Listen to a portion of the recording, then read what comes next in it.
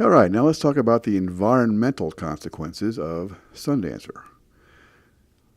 I don't know how you feel about the politics of all this, and I don't want to get into politics. It's not necessary that we get into politics. If you think that climate change is a man-made issue that is not accurate, that's okay with me. I don't particularly care. The fact is, that's up to you. Right? I personally feel like it is an issue, but if you don't, that's okay.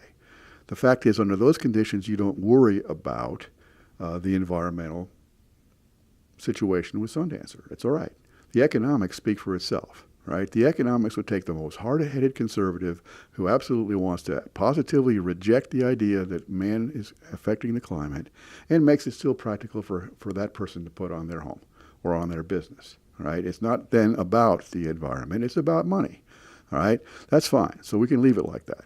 If that's the way you feel, then you don't have to pay a whole lot of attention to what I'm saying next. But here's the deal.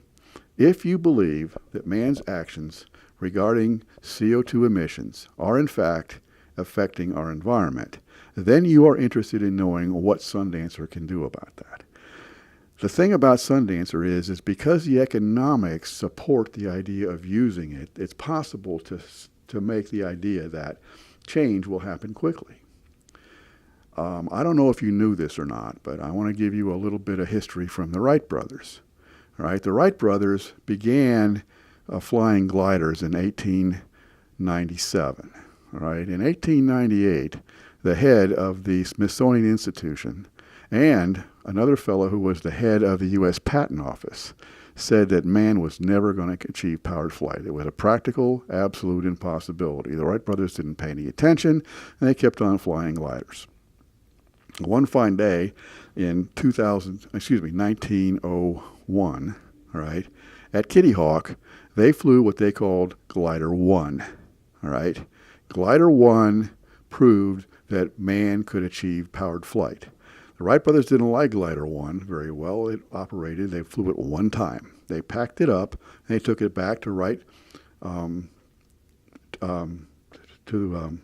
Ohio. They took it back to Ohio, and they built what they called Flyer 2. They flew Flyer 2 for several years on what was called Huffington Prairie, which was right outside of Dayton. And they learned enough about how to fly airplanes that they went and built Flyer 3. Flyer 3 was the first practical plane that could be consistently and reliably flown, right? Wright brothers were doing this in 1905 and 1906. And in 1905 and 1906, they decided that they needed to have a large number of public demonstrations, and that started happening shortly thereafter. One of the brothers went to Europe and flew Flyer 3 in Europe, all sorts of public demonstrations in Europe.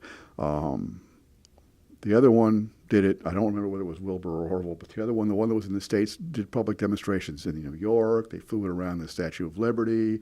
They flew it over Washington. They flew it in lots and lots of cities in America and demonstrated it, right? That was when people really got excited about powered flight because they could actually see it with their own eyes. By the time 2012 came around, which was about 5 or 6 years after the demonstrations that the Wright brothers were making, airplanes were coming into everywhere, and they were very, very decisive a few years later, unfortunately, in a war. And that war does what war does. It accelerates technical development. But the point is that from the time the Wright brothers first started demonstrating publicly flight of planes until the time when they were actually commercially engaged in mail deliveries and moving people around in military applications, was less than 6 years. So when you demonstrate something new, change can happen in a hurry, right? That might happen here too, because we are demonstrating something new. Now, are we the only ones that are going to have a product out here that is going to have a 24/7 capability? I don't think so. I hope not. I frankly hope that what we do is show this can be done, and then other people will figure out other ways to do it too, and we'll have a thriving competitive environment in which we will all do very well. That's what I think would be best for the world. We'll see how that works out. However, the environmental consequences of EarthDancer have to do with the acceleration that you can get in terms of a product like this.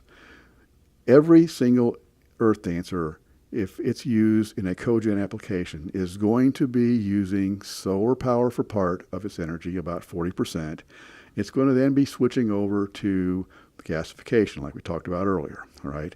And what is it that's going into the feedstock for gasification determines exactly what the carbon footprint of a Sundancer is.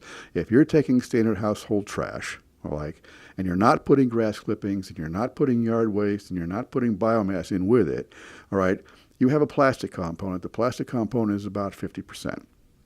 What that means is that when a Sundancer is operating off a standard trash flow, right, 40% of the power is going to come from the sun. Approximately 30% of the power is going to come from biomass that's a normal component of trash, and about 30% of it's going to come from plastic.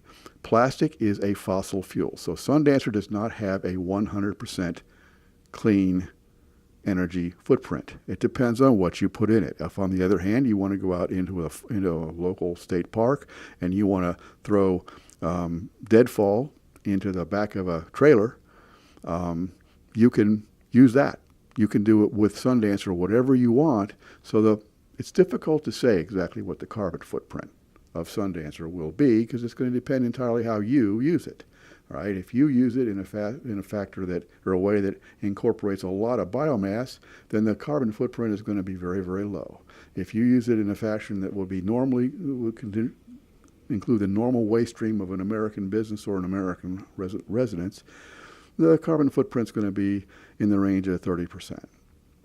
That is a significant improvement over what is being done now. Sundancer is not one of those systems that has no carbon footprint. It would have a very small carbon footprint. That is a much, much, much better system and makes a great intermediate step between now and whatever technologies we're going to be developing 50 years from now, right, that might have a lower carbon footprint. But that's where we are with the environmental consequences of Sundancer.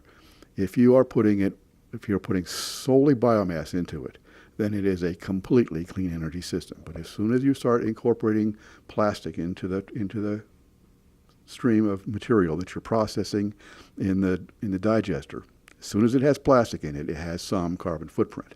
So we'll see how that all develops over a period of time.